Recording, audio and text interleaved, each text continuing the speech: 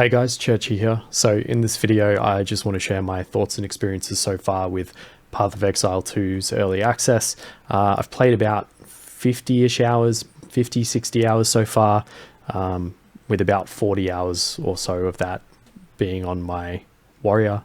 And I've played through the campaign and cruel difficulty with my warrior. And I'm up to maps, but I haven't done any maps or anything. So this is purely going to be my thoughts about the campaign and the cruel experience on my Slam Warrior, while also talking about some of the other stuff that I've done, like the multiplayer and stuff. So you can see I've got gear progression, item drops, merchant items, difficulty, skill progression, passive tree progression, and Souls-like to ARPG all on the chart here. So starting off with my first notes, this is up where the difficulty basically peaked.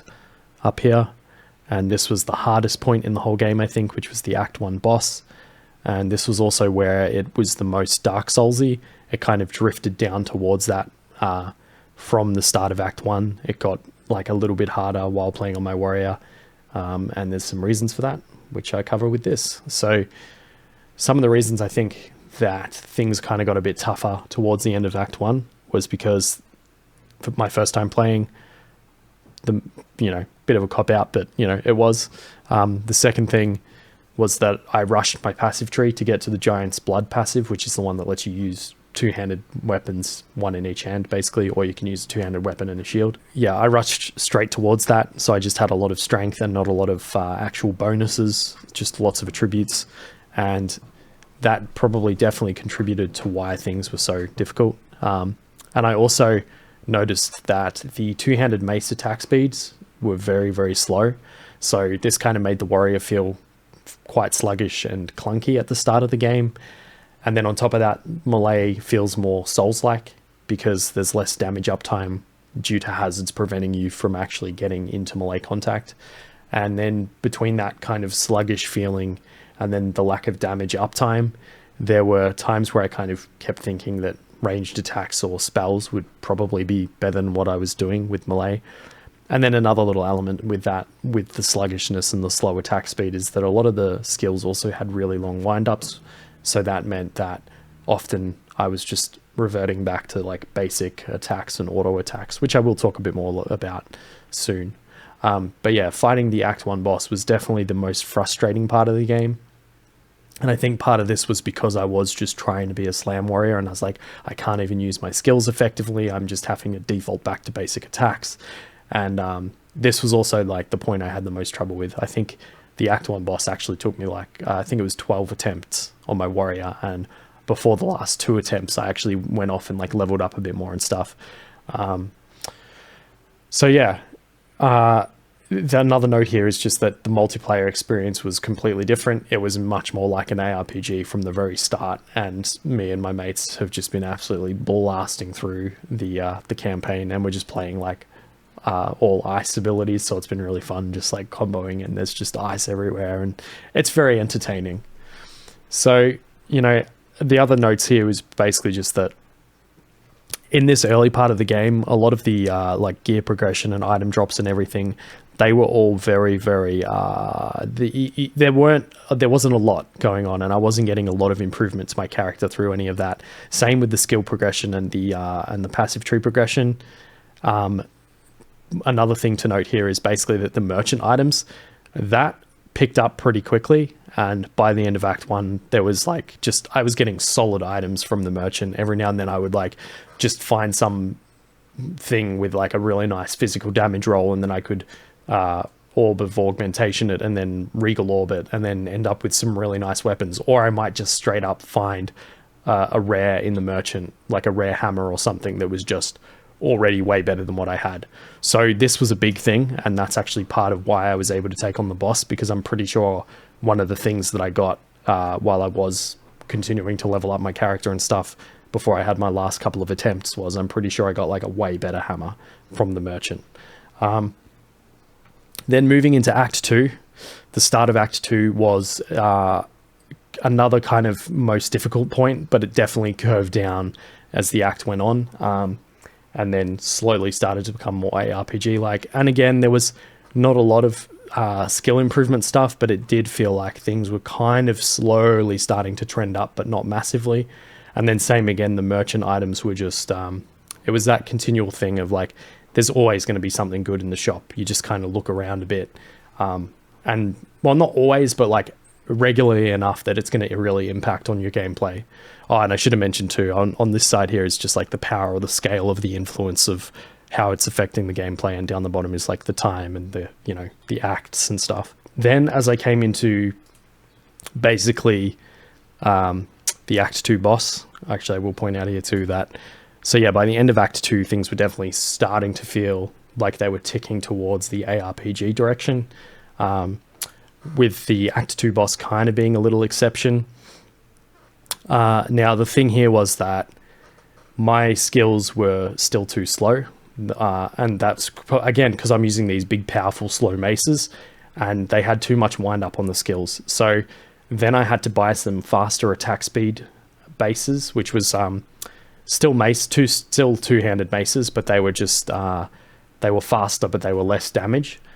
But I had to get them because even my base attacks were really slow, like my basic auto attack type things. And then this kind of led me to rethinking my whole strategy.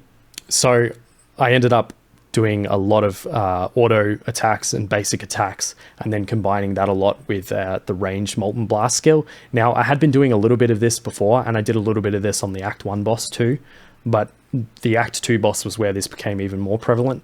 And it was, again, mildly frustrating because I was like, I'm trying to be this slam warrior, but my skills, I just can't use the skills properly yet. Which, again, kind of might link back to me just rushing towards Giant's Blood. But by this point, I was building out some more skills and stuff, like on the passive tree. But then also, while it was mildly frustrating, I ultimately enjoyed having to change up my skills and my weapons and stuff, and kind of think about the situation and think about how I could adapt to beat this boss. And I embraced that idea of just adapt and overcome and do what I have to beat it.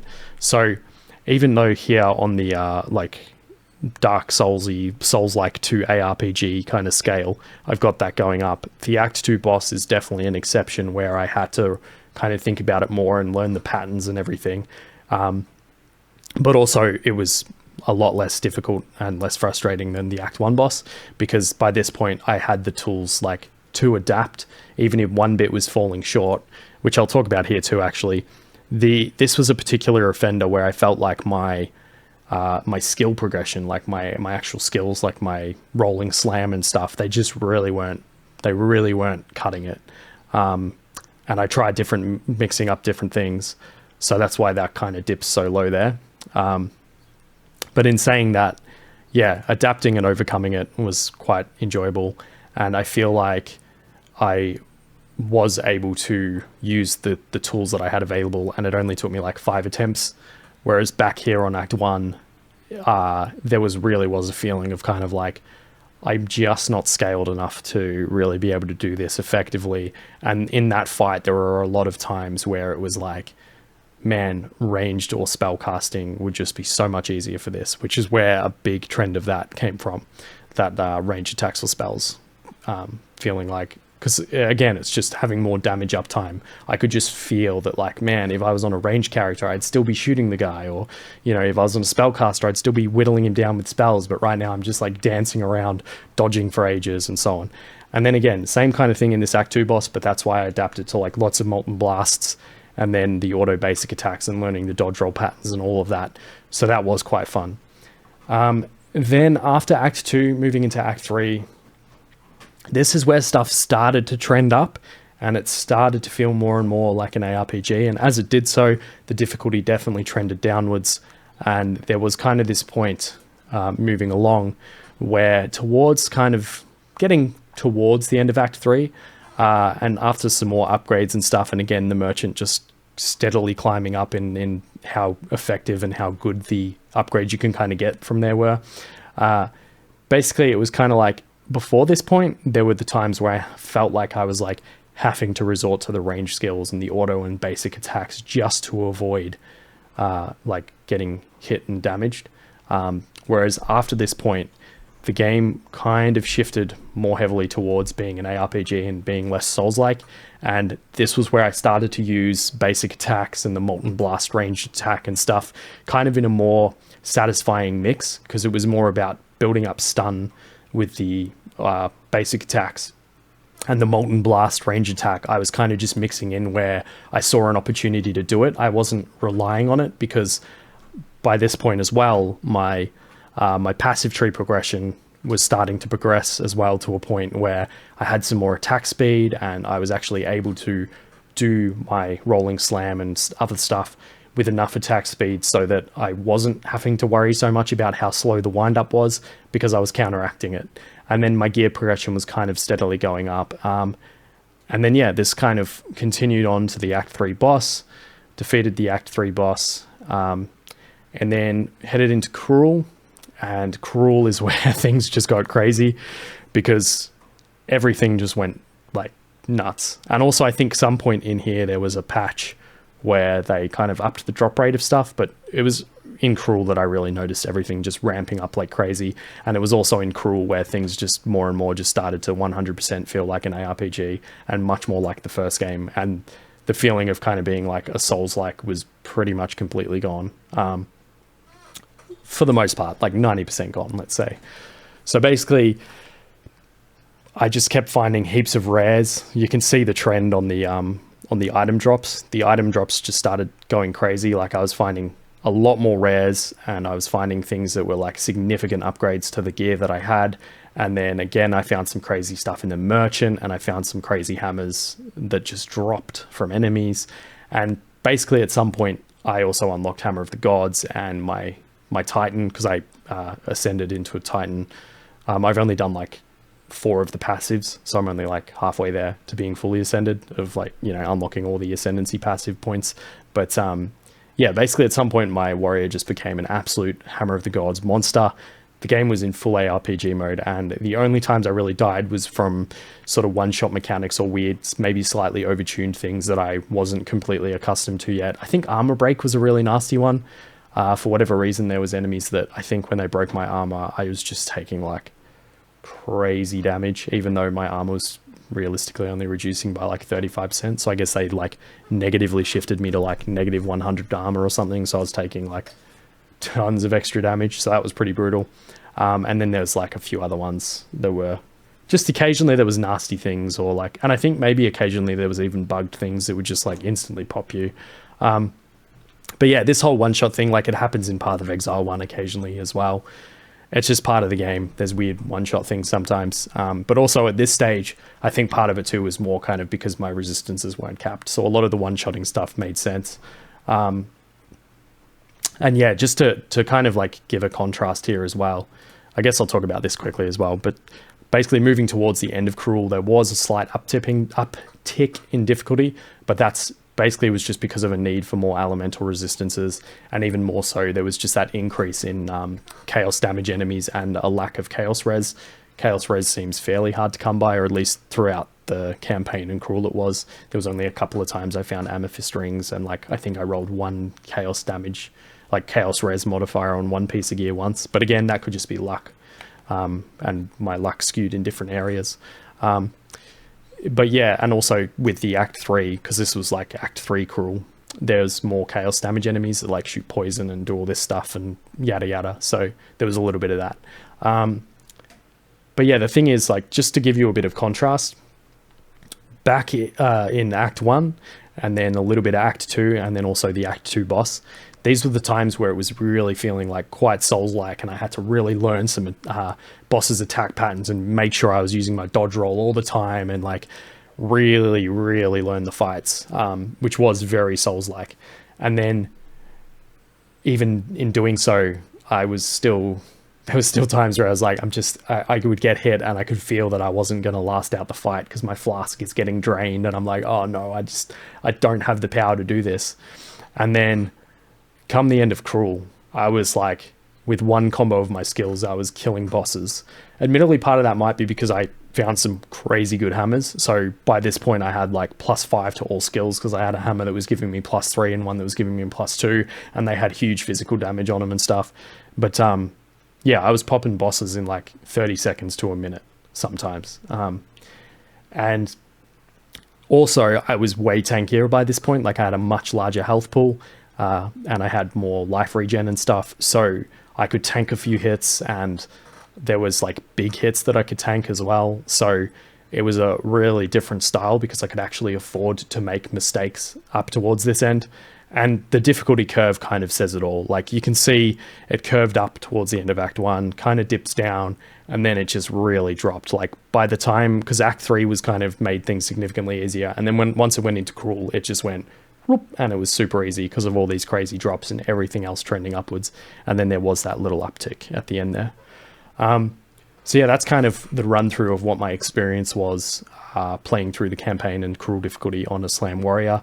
I haven't done any maps yet, as I said, but I'm looking forward to that. That should be pretty cool. I'll be interested to see how it kind of plays out. And I suspect it's going to be fairly ARPG still. Like I feel like things are just going to keep trending that way, with the difficulty kind of remaining fairly low, but then there'll be bosses every now and then that I imagine will probably be pretty big spikes, but I'll just have to wait and see. I haven't really played too much of it. I have seen a couple of things online about it, and there maybe not being enough bosses and stuff, and maybe it being more fun with more bosses, which I think as well is another thing worth mentioning. Like, as fun, like both sides of the gameplay are fun. It's just that they're quite different. So it's like this one was not so much because the Act 1 was, like I said, where it felt like there was kind of just a wall and I hadn't quite got the things I needed to while I was playing through, and then finally I got some good rolls on some items and stuff, and then I was able to do it. And then the Act 2 boss is probably the example of what I mean, where it's like actually quite fun, because the Act 2 boss was like, okay, I've got to like think and learn the attacks and adapt what I'm doing and figure out this boss and how to fight it. So that was probably the best Dark Soulsy feeling, but then also you could argue, like, for people that wanted to just be more ARPG, it was also a frustrating situation, because I think that fight took me like 16 or 17 minutes or something, and the Act 1 took me like 6 or 7 minutes or something.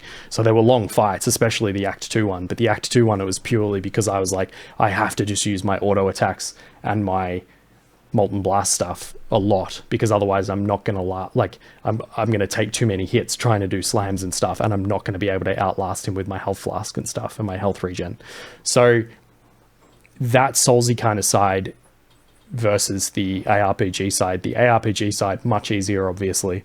But yeah, I mean, maybe if they could strike like an interesting mix where the difficulty curve, like maybe you could just get it to be like something like, you know, continues on like this and then just kind of ramps up. You know, something like that could be kind of cool. And then obviously with that, the difficulty ramps up, but maybe not quite that steep, but like, you know, just kind of like this sort of thing. So you always feel like you've got the gear and everything to deal with the difficulty. And then of course you can have the occasional boss that's like really hard, and pinnacle bosses and all that. But yeah, I don't know. It's just some thoughts about it, because the bosses were really, really cool, and they were really interesting and fun to fight. And that's particularly during like Act 1 to Act 3, before I went to Cruel.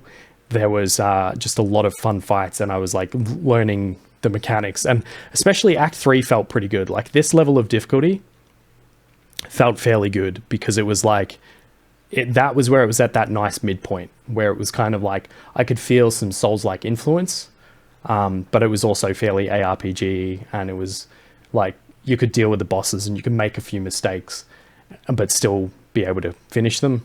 So that was pretty cool. So overall, I am loving Path of Exile 2, and I'm really excited to see what they'll do with it. And I'm really excited to dive into some maps and kind of see how that all works and see what the end game stuff's like. For an early access game, it's in an incredibly good spot. There's definitely room for like rebalancing and some tweaks and everything. And they have been patching like crazy, and they've already nerfed a bunch of builds and stuff. And sure, there's things that they need to get right and work on a bit more and stuff. But yeah, overall, it's very, very cool. And I can totally understand some people's frustrations with the kind of Souls-like elements. And it's especially interesting that it kind of starts Souls-like and reverses into an ARPG almost. Whereas maybe it could be better if it was like a more balanced middle point and then ramps up to being more Souls-like towards the harder bosses. I don't know. But anyway, yeah, I've had a lot of fun. I'm just going to be playing an absolute crapload of this game, and yeah, really looking forward to like trying out other characters and stuff. And also the multiplayer has just been so much fun. Like I mentioned, it's just much more like an ARPG from the start, and you just feel overpowered as hell, and you just like blast through. And one more fun thing to mention is just like when it did shift to being more ARPG like towards the end, in when I was soloing on my Slam Warrior, I guess it was kind of satisfying running through Cruel and just blasting through all the bosses and almost getting like revenge for my earlier experiences on a few of them that I was like having a little bit of trouble with. So yeah, but anyway, that's basically my thoughts and experiences so far. Yeah, I'll probably do another video like this when I've played a bunch of hours of maps and stuff. Maybe, we'll see. But yeah, I'll wrap this up, I guess. Thank you guys for watching. Have a good day or night, whichever it may be, and I will see you in the next video.